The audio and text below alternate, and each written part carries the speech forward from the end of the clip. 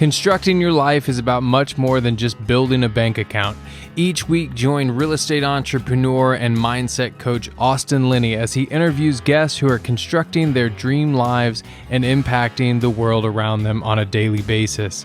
If you're an entrepreneur or wanting to start a business, or you just want to hear motivating stories of how others have overcome the odds, you are in the right place. And now for your host, Austin Linney. Guys, welcome back to Construct Your Life. You construct your life, I'll construct my life. She's going to drop it on her podcast. She said, Austin, can you take the reins? Can you lead this shindig? Which is very rare because Sarah is very, what's the word I'm looking for? Hyper aggressive / comfortable in the same discussion. No, you and I were just talking about life, and we were like, man, we should do a podcast. And so here we are.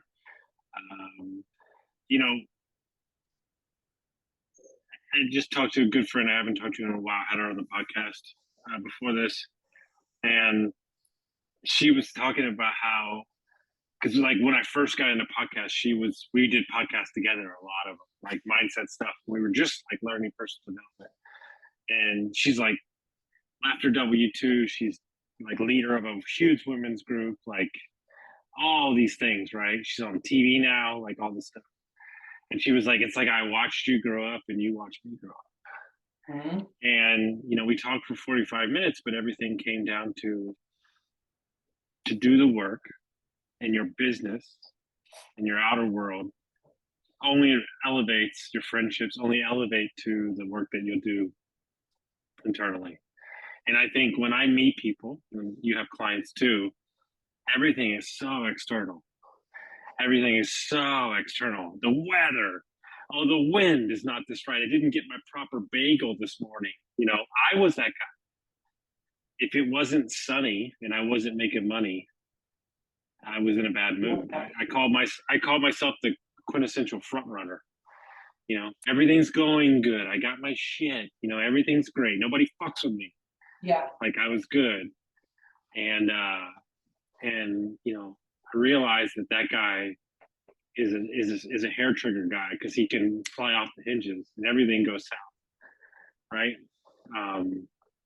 But I think it was you or somebody else that told me, if you can just, I think it was somebody else. She said, if you can realize that at every moment you're only talking to like the 6-year-old self of that person, then you'll be fine.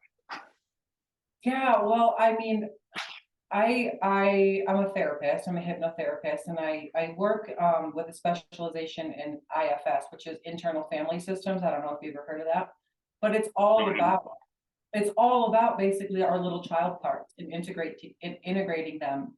And I hear so much, like everyone who comes to me at first is always like, the problem is something else, right? The problem is their relationship with their partner or their kids or their job. And it's always like there's so much suffering because of something outside of themselves. And it's like, I have these clients now too, and this is the same in business, right?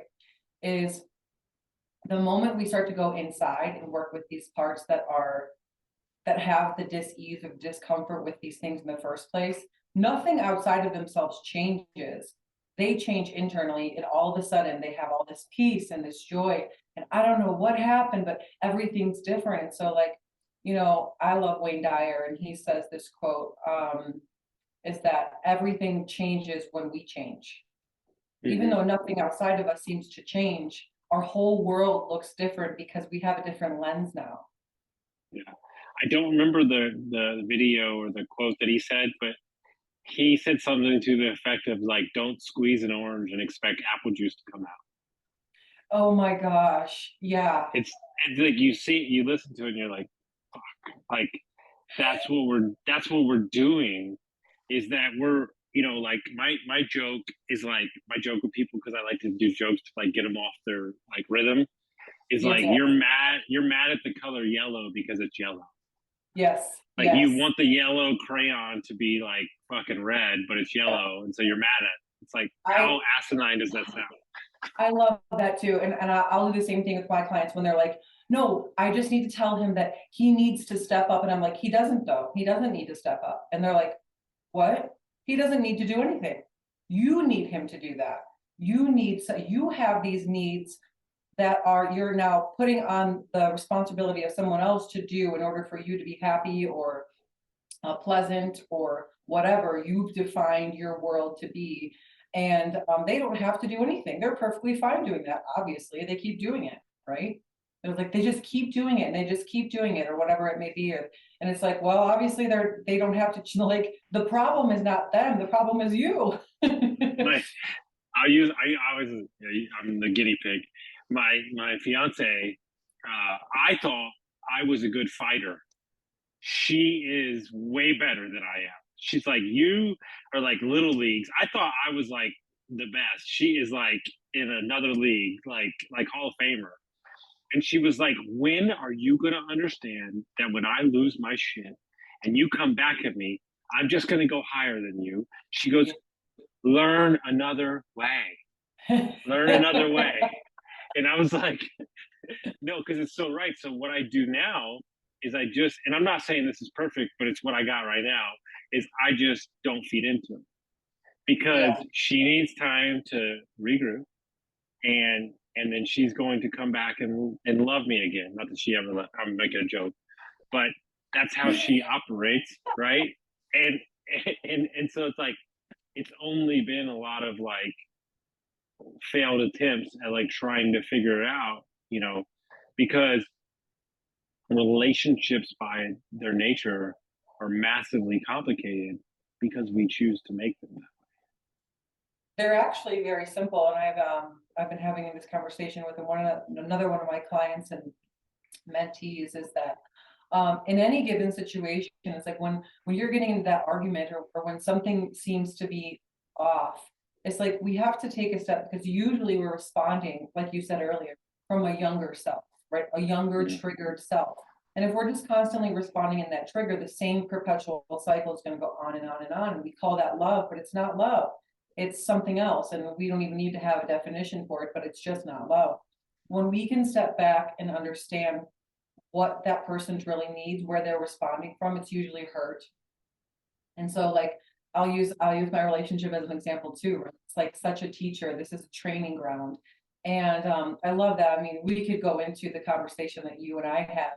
Hey, it's totally up to you. It ain't my life. I'm such an open book, Austin. There's so much transformation that's happened in my life. Okay, look, let me see what I can remember. Okay, so long story short, you're comfortable. I can go anywhere? I'm comfortable. You can go anywhere. All right, I wanted to ask. Okay, so you're about to close on your house with your man who moves across the country. You go from all the space in the world, you have your own routine, your own thing, to a person in your immediate space, which is small, and then you're moving into a house, which is a very large purchase with a person that you met, and you're not living in the same place. So there's so many, I just laid out like so many different reasons. And the easiest way to describe it is now that I look at it from me, I think your ego was at play, your boundaries were at play. There's so many different things that were going on. You yourself were a coach. Like, why did you get to a place where you felt like you needed to reach out to me? Oh my gosh. Yeah, this is a great question. So just I'm gonna provide some deeper clarity to that situation. Sure. So just for your listeners and for mine too, it was a moment in my life where I had just experienced a lot of uncertainty already. I was living in an RV. I had just moved across the country, 6 months prior. And there's been so much change in my life, right? And I'm okay with change. I thrive in chaos. That's really where I step up. Like we've talked about a lot as a warrior. Like when the fire's on, I turn up. And that's a place that I'm very comfortable, but this is different, right? So what was at play was ego, past trauma. This was the first person I'd be moving in with since a horrific divorce for me. There was a huge financial strain. I was living in an RV at the time that was broken, basically. So like if this didn't work out, I was homeless. In fact, I was homeless for a couple of weeks because it was just deathly hot in Arizona.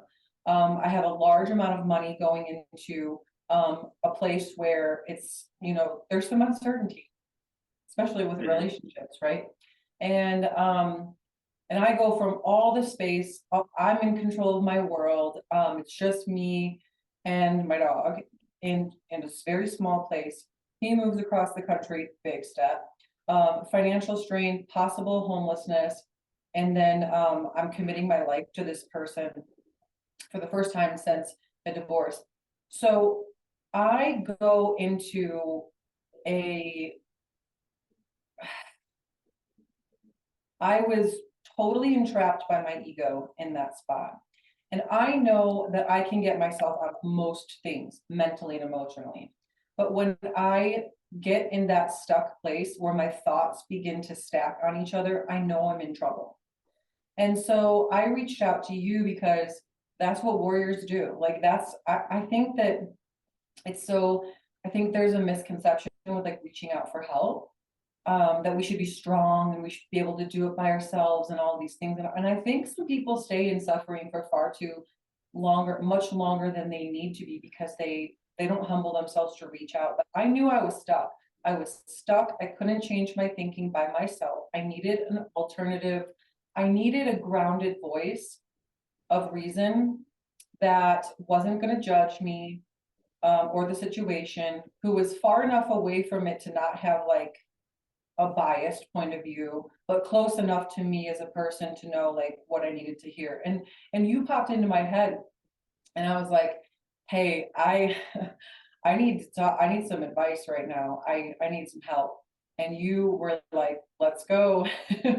Relationship. What did you say? Man bites or something like that. You knew automatically. So I reached out to Austin and we had a heart to heart. Now I'm the type of person who I like it straight. I like straight truth. Like I like my whiskey. I like it straight. And you gave it to me straight. Was basically like, you're kind of aggressive, Sarah. Like for me in that mode, I could feel all the things happening and I knew my masculine was turned up and this internal kind of like demolition crew came online for me, and I was about to destroy everything in my path because I needed control. I needed to feel like I had control, even though it was an illusion. And I'm able to talk about this so calmly now because I'm so far out of it, and the lessons have kind of completed themselves. And man, you're making me think about something my sales guys. So there's a book that everybody's read for business, and it's a parable. It talks about an entrepreneur as a person that gets knocked off a cliff, and he's saved by a branch, and he's hanging off the side of the mountain, and he's looking up at God, and God is saying, "Let go." And the entrepreneur goes, "Is there anybody else up there? Can I get a second opinion?" And like, I find it so hilarious because you have God and you're saying, "Hey, can I get a second opinion?" And you're saying in that moment, if you would have not reached out and you would have just stayed in the space you were, you did what I did my entire life, which is I've never heard anybody put it in context, the demolition crew. That is the thing. I was the king of self-sabotage. How many times do we set ourselves up for everything that we want? But the thought of that scares us so deeply, right? Because at the end of the day, your heart was in the right place, but it was being overran by all the reasons why. Yeah, and I think for me, what it was too, Austin, it was like an immersive practice of all the work that I do with clients. I immediately in that mode felt like I couldn't even count them how many different parts of me came up to have their little they were out here, they were ready to just burn everything down in order to get me to the other side safely, just me. And yet there was this still small voice in the back of my head that said, no, we're not going to do that. This is hard. This hurts. But this is actually like the Stoics say. I don't know if you follow Ryan Holiday. The Mhm. obstacle is the way. And that's Mhm. really what it felt like for me in that moment. The obstacle, what meaning the internal suffering, right? Like my mind was a battlefield. And that felt like the way. Like I felt like I was supposed to be there experiencing that, to know what it felt like to be so in your mind and just to watch the thoughts that were happening. Austin, it was so fascinating to watch the mind go to work. And I was like, wow, this is truly fascinating. And yet I feel like I'm being crushed. I was just being crushed by the weight of it. And then of course, there was just other things too. I just felt like there was so much pressure on me. And you look back and you're like, it wasn't really that big of a deal, Sarah. Logistically on the outside of things, it wasn't really that big of a deal. And yet somehow all all of these things came to an intersection. You know why I'm laughing, because it's the quintessential thing. Oh, we're all gonna fucking die. It's gonna be the craziest shit in the fucking world. I'm never gonna survive. You know what I realized? Hey, look, don't get me wrong. Shit's stressful. That's not what I'm saying. But we always figure it out.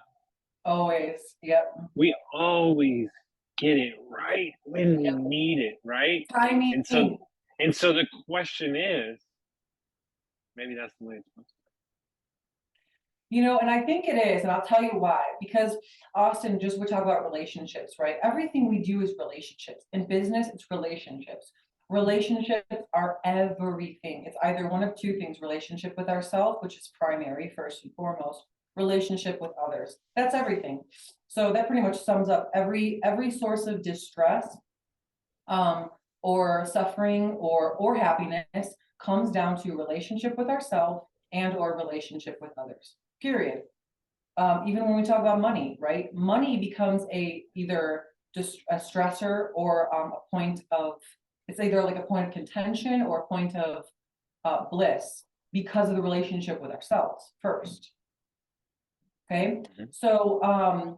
so this provided an opportunity, a really beautiful opportunity. I mean, here James and I are, my partner and I, trapped in this RV for 10 days. And he moves across the country to be with me, and I'm a monster. This poor guy. I mean, God bless him. But he's like, what did I just Going, get myself? he's going, he's going. Hold on. Who's this angel that was out just living life in the Oregon forest, free as a fucking bird? I wake up, Yeah, I'm got Transformers in the fucking RV next to me, fucking ready yes, to murder somebody. I mean, thinking about it from his perspective, that must have been his experience. Like, what the hell did I just get myself into? So it provided an opportunity for us to really, really expose ourselves. And, I had the conversation with you, and what it did for me mostly was it changed my state. See, like all of my thinking was because I was in a certain state, and you allowed me this other voice to change my state. And now all of a sudden my thinking changed with it too. And I'm like, okay, here we go. Let's do this. If I'm going to do this different, I have to do it different. And so I exposed myself to him, and I was like, I need to share with you what is going on inside of me. And I know I'm being a beast right now, but I need to share this with you. Like, this is my vulnerability, because I don't want to be this way. I don't want to be in this monstrous person. I don't want to be the dragon right now. But I am, and here's what I need from you, right? And we just, through communication, we learned a lot about each other. We learned how to love each other.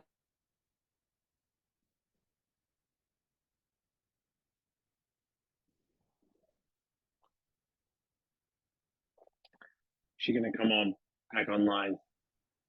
There you go. Go ahead. Keep going. Oh, did I cut out? Yeah, just keep going.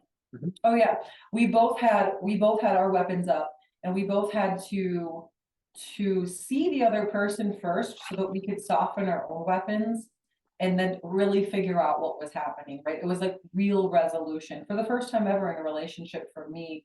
That is what happened, and it brought us so much closer. And then just being able to close a season, right? Being in the RV, being in a very odd space there, and start this new one. It was very symbolic, and it did start a whole new book. And now you see me on the other side of it. I think what's so interesting is that there's a guy named Matthew Busby. He's like the #1 relationship coach, and he says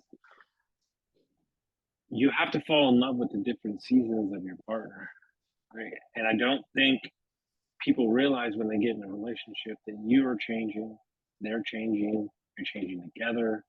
There's so many different changes, and we in life get so fixated on certain things. Like don't get me wrong, like I'm for it and I love it, and I'm a little bit more of a nomad than most, but but I think it's hilarious, right? That when we're kids, we create this whole thing about like how we're gonna move and travel, and we're gonna do all these things, and then 90% of y'all wound up about 30 minutes from your parents where you go. You know, like we say all these things, and I'm not saying it's good or bad or indifferent. I'm not.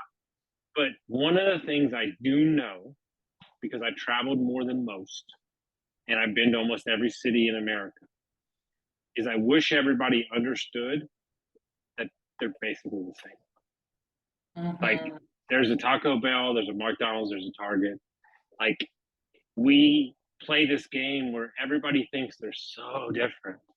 And yes, the Northeast got brought up by different, ideals, and the West got brought, and the South, and the yes, but at our core, it's community. Mm-hmm. And the way that you see it, like truly see it, is in small towns. The way that you see what it is that we were done. The city masks a lot of stuff, right? It's loud, it's noisy, there's a lot of different groups, but that community is what we seek, right? But the community that we actually need to seek first is internally. Yes. The community in here. And when you get right with yourself, then you can get right with other people. It's not the other way around. You don't get right with them until you get right with yourself. And there's a lot of pain. And some of those people that you have to get right with, is your partner, is your spouse, and you have to say, look, this is what I plan on doing. But, my thing, and I just use what I talk about all the time, because I coach a lot of men. So like, I am so over men, going out and making millions of dollars, because I do coach millionaires, and then turning around to their family or their spouse and going, I'm doing this for you. Right. And I'm looking at them, I'm looking at them and say, they didn't fucking ask you. Yes. I said, but if you own it and say it's for you because you like it, boom, then you're free. But don't be out there, going to battle saying it's for them because they're not asking for it. Oh my gosh. I've had this experience firsthand. What do you think I do all this for you? I do. And I say to myself, no, you don't, because I'm the one who's telling you not to do that, because you're out there doing that. Meanwhile, our relationship is suffering, right? Oh my gosh, it's so important. I think truth is so important too. And just going back to what you said about relationships and changes, I think communication is so important. I recently had a client who I was giving her a little Zoom tour of our new home, and she noticed that we don't have a television. We don't have a television, and we will never get one. And and I said, oh yeah, we don't have a TV, and she's like, you don't have a TV? And I was like, no. And she's like, what do you do at night? And I just got so sad, and I was like, talk, communicate, read something of value. And I just thought that that point aside, it just is brought up to almost highlight something that I think there's a lack of communication happening between couples and in relationships, because things can change daily. And I think it's very important to know your person, your partner. And this goes for business too. If you're in relationship, in your clients, right? You can't just be like, okay, we had this one session and talk to you again in a month. Effective communication happens because we're proactive about it, and there's no surprises then. It's like, I know if something's changing with James, and we have to be able to figure out for ourselves and be honest if we're okay with that. If my partner were to say to me, something as significant as, well, I want to live a traveling life, and I don't believe in God anymore, or something really wild. That's way different, because that means that your value system has just changed, your belief system. And there might be a point where when people's values change, like the relationship is at jeopardy. And it's okay to say that.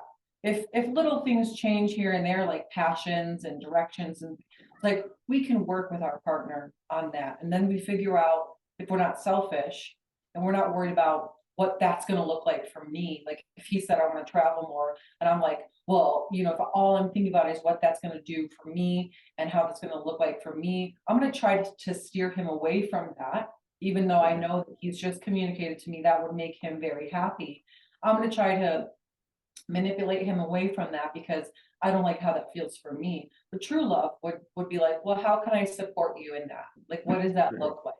And also keeping yourself in mind too, like if your partner's going to be making a change that has a significant impact on you, then yeah, it's like, have that conversation. It's like, how can we do this change together so that neither one of us suffers? You get to do what you love, but I also don't have to like be the collateral damage in that. And I don't think that we give enough credit to entrepreneurship partners. Like, the entrepreneurship thing it's a roller coaster. And if you are a certain type of person that likes safety and security and constant behavior, that ain't it, baby. Like, oh my God, we have no fucking money, I'm gonna be an Uber driver. And then, oh my God, we're loaded like 7 days later, and life is great and the rainbows are shining. Welcome. Like, like, perfect example is, like, I'm very spontaneous, even though we're now, I don't want her to get a job, because then we wouldn't be able to travel the way with everyone, right? So all the responsibilities on me, I'm fine with that. And she's learning and teaching herself stuff so she can coach women later on and all that stuff like that. But these are the things that nobody talks about, and she reminds me on a regular basis, like, hey, I'm putting everything on you to support us and provide for us. This is not a small thing that I hand over to you. Like, I hope that you respect it and own that shit. And that's a different game altogether. And I've had to learn to be not as reactionary and more, across the line. Definitely. I mean, that takes an immense amount of trust of the person at the core, because she has to trust not only that you're going to make it happen, but also that it's not going to become something that you hold over her head or use as a manipulation, or that she's safe there, right? Every female, every feminine, just the feminine quality needs to have that safety. But I'm the same way. I would say, actually, my partner's more spontaneous, but for me, I move with the spirit. So like, things change a lot. And I know that I have to have a partner who's okay doing that. It's like, 1 minute it's like, I have this idea, let's do this. And then tomorrow it's like, nope, I got it. It's this. Well, let's bring that. This is funny that you bring this up. Let's bring this down to the people that work for you. People that aren't typically entrepreneurs don't understand that 90% of what happens in entrepreneurship doesn't happen. So this deal that doesn't go through, this event that doesn't happen, I had to realize that I had to stop telling them, because they can't handle it. And he quit because of it. And I had to ask him, I was like, why? He's like, dude, emotionally, I'm not the person to deal with this. I can't do it. He goes, I crave certainty, and entrepreneurship isn't for me. I didn't realize it, because to me, I'm like, it's whatever, like, deals close, deals don't close. So I had to start keeping it to myself until it actually went through. Same, Austin, exact same. I had to learn that, like, every blow of the wind, I couldn't just share with my team. Like, I have to sit with it first. And you start to recognize which blows of the wind are like, that's an actual thing, rather than like, this is maybe just like a direction change, and then we're going to get back on the normal course. but you got to do things in order to know. And so just like you, I stopped telling my team everything, but now I'm building kind of like transforming my team full of people who can handle it. They are all ready for the change, because here, like in my retreats, especially in my retreats and in the work that I do, when like I'm a healer, right? I'm a healer, I'm a therapist. So basically nothing's planned. It's like kind of planned roughly, right? But because when you're getting a bunch of people together who are in healing mode, and it's very spontaneous, it's very in the moment, it's very much present, it's very much like we go with what is happening now. And so I have to be very selective in my team, especially when I'm bringing them in the retreats as co-facilitators and volunteers, to be able to be that nature as well, to be in tune with me, to see where we're flowing, where we're moving. And if something changes, it's like, oh, we're going in that direction. And we just ride that wave together. And it's really beautiful when you have, the team is everything, right? When you have that team who can really flow with it without being like, well, I thought we were doing it this way, and you're like, I can't have that stress. Like, I can't have that stress either, though. So I want to be like, maybe it's just not for you, because things are going to be changing quite frequently. You got to be able to ride with it. No, dude, I got invited somewhere the other day across the country, and Cassie was like, "Where are you going?" I was like, I don't know. She goes, "What do you mean? She goes, "What do you mean you don't know?" He said, "Idaho." So I'm sure it's one of those cities up there. She goes, I don't understand. I go, I'm sure they'll tell me when it's time. So there's a plane ticket for me. Then when I saw the plane ticket, I saw where I was going. Here's your hotel. Like, it doesn't matter. It doesn't matter, okay. Right?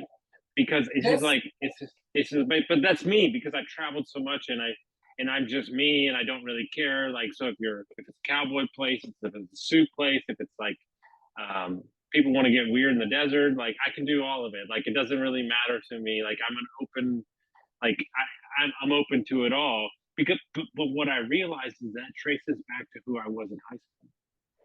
Really? I hung out with the jocks, I hung out with the cowboy, I hung out with the rappers, I hung out with suit people, I hung out with the goths, I hung out with everybody. Like, yes. I didn't give a shit. I don't see I worked with Hispanics my whole life in restaurants. I worked with gay people. I worked with I could care fucking two shits what you do with your life. Yes, yes. But that's how I've always been. So for me, it's like, whatever. Like, I'll just show up in the room, and it'll be what it'll be. Like, last weekend, I went to this crazy event in Manhattan, and it's like not my crowd, but it's like all like highfalutin fucking hedge fund guys, and like they crack me up because they're like eating metal and fucking killing babies and shit like that. But I'm making a joke. I'm making a joke. But you know what's crazy is they're all obsessed with small businesses, and vice versa. And so remember that no matter who they are or where they come from, there's a connection. Yeah, I this topic has me wondering, like, if you were just made that way, because I'm the same way, right? High school, I was like,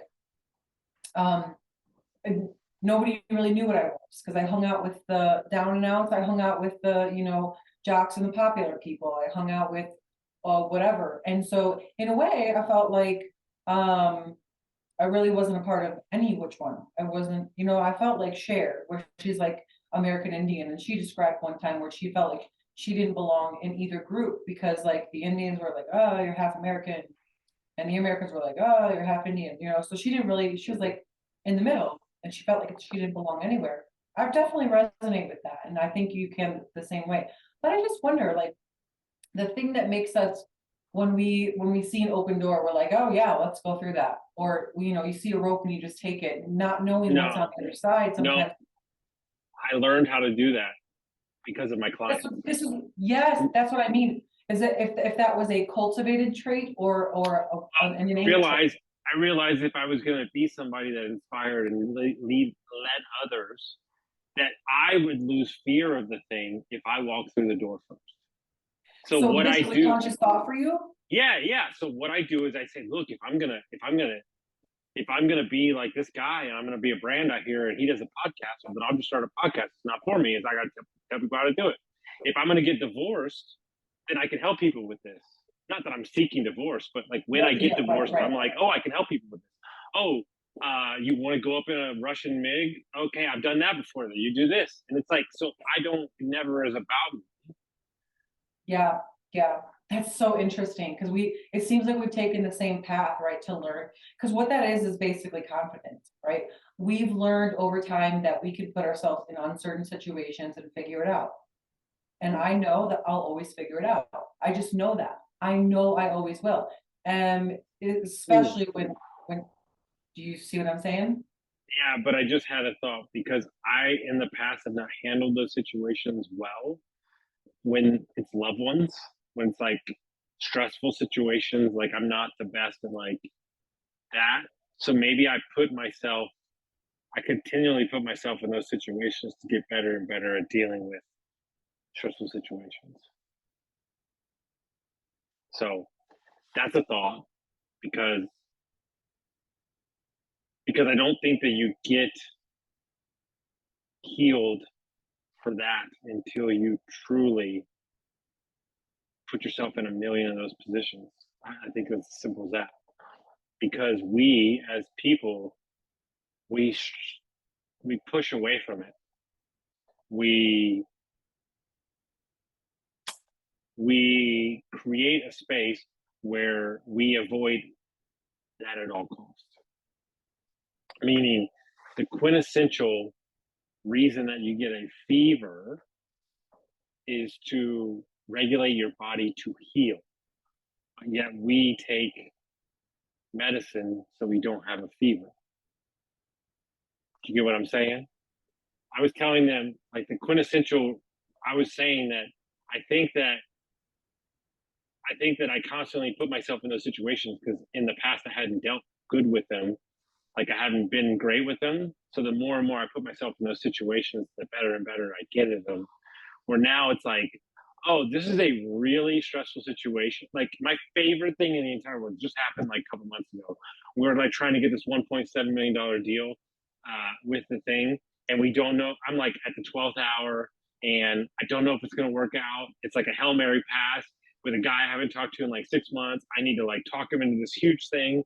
And like we're driving down there to Pittsburgh and my sales guy looks at me and he goes, dude, this is like wildly stressful and holy shit, like I don't know if it's going to work. And I always think about the James Franco meme where he's got the noose on his head and he goes, oh, it's your first time? It's your first time? I go, isn't it exciting? We don't know if it's going to work out or not. And he goes, no, this is not fun. And I go, but yeah, it kind of is. But I've been in those situations so many times that you're kind of just like come up for the moment. Okay. Oh my gosh. There's two things, right? Number one is the change in language. Isn't this exciting? Rather than, oh my God, isn't this stressful? It's like so different. First of all, it's so different. So we have to be very careful about how we're communicating. And a lot of times,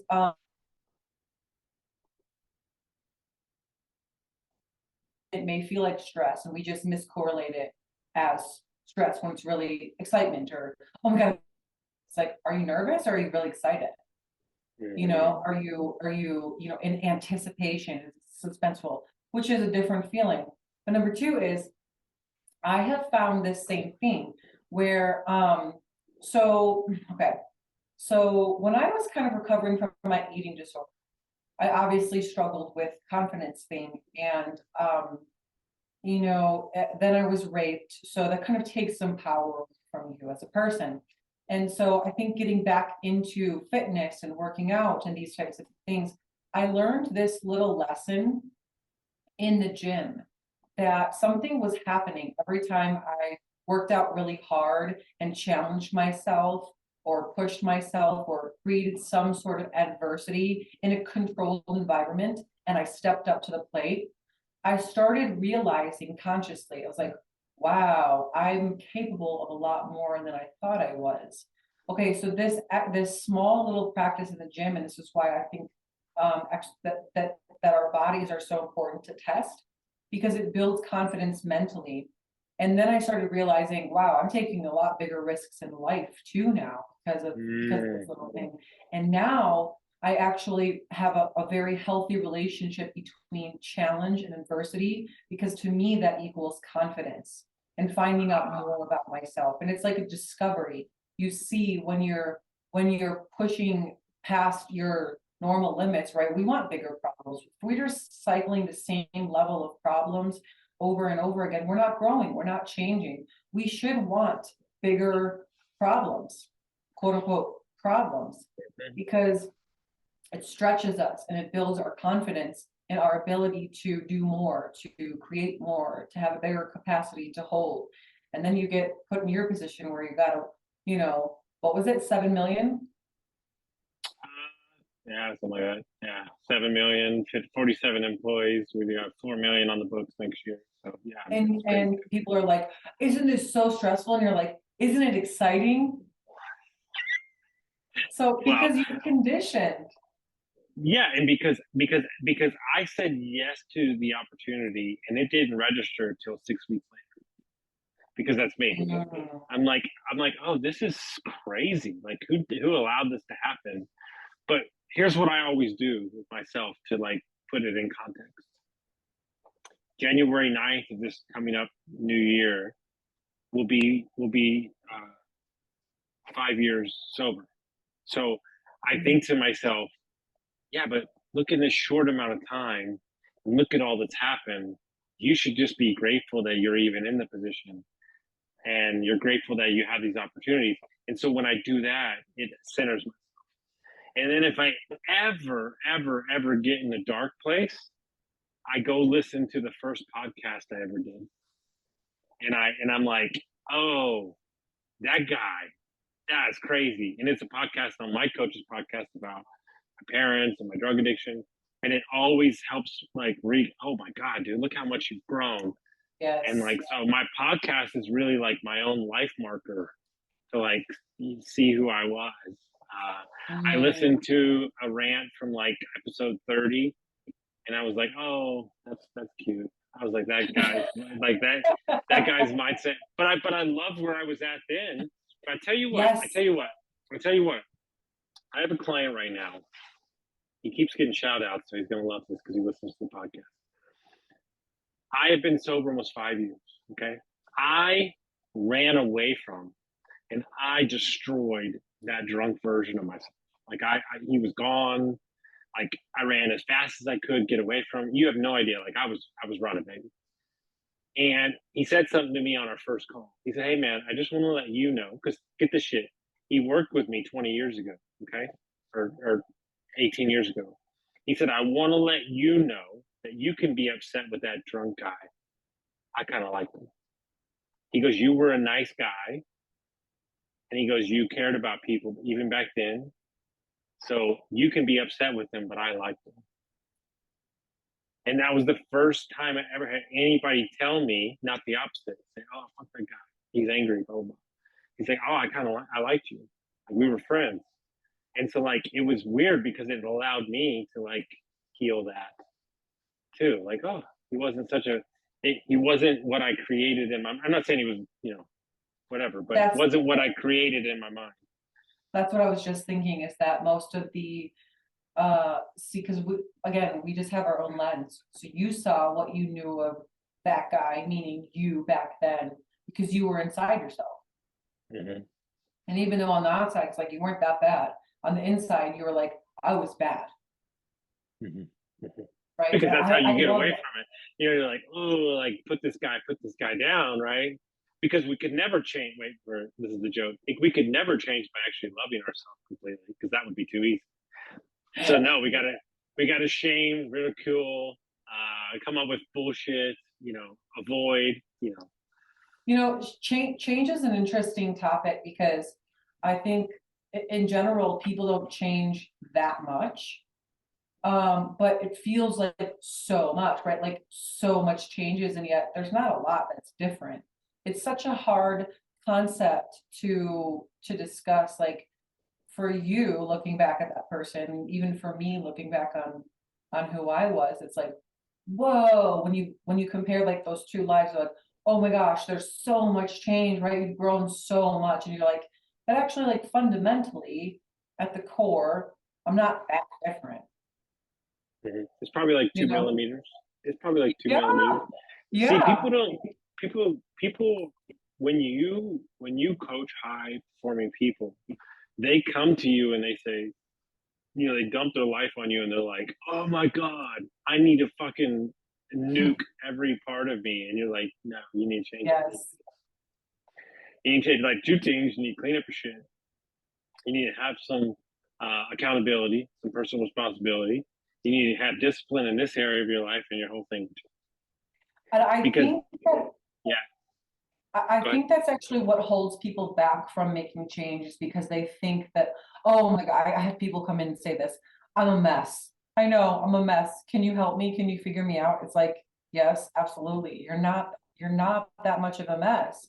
And if you keep thinking that you are, and it's like this huge mountain to climb, it's going to hold you back um, from taking the first step. Mm-hmm. And the first step is really very easy. Yeah, it's called sending the DM, shooting a text, signing up for a free course, whatever those things are. It's called texting Austin Linney and being like, hey, I need some man advice.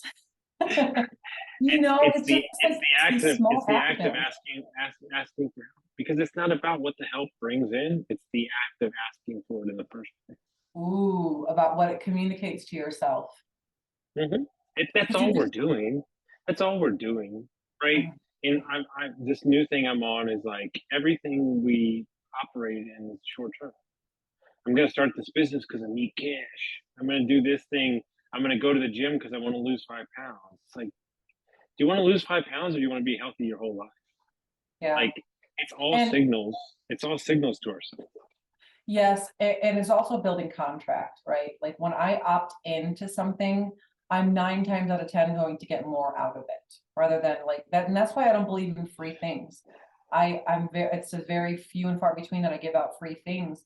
Unless there's some sort of barrier entry, like, you've got to sign up for it, you've got to do something, because it's called building contract. And when you are invested in any way contractually with yourself, I'm not saying write a contract with me. It's when you say yes, and when you put something into it, that's building contract, and you will be more present. It's like your vibration automatically goes out in front of you and starts doing things already before you even, been in the course or been with the coach. It's already ready for change. You can't sit down and be like, well, maybe when there's a discount, maybe when they have the neck, do you know what I'm saying? And it's like, and this is honestly how I've experienced my biggest breakthroughs, is when I see something and it resonates with me, I'm like, boom, done, get me in. And it's that taking action type of mentality. You have to have the commitment to yourself over your fear of these little nuancy things in the present moment. Because I can guarantee you the investment is going to pay off tenfold in the future internally, right? When you take that bold action and you act. Totally. I love it. So if people want to check into your website, they want to find out about you, how would they do that? Well, 2 ways. Sparkflc.com is going to be one of the best ways. That's my website. We have a retreat going right now. We have 6 more spots available for this retreat. We've already sold 3. And that's February 1st through the 5th. That is also on the website as well. It's a growth and healing retreat. So if any of this resonate with you, we're going to be doing deep dives into yourself, your relationship with yourself. I'm on Instagram, Sarah_Spark Malone. I just changed it. And then my podcast is also Ignite the Spark Within. You can find it anywhere you stream your podcast. I love it. Guys, if you got some value from this episode, send it out to a friend, and we'll see you next time.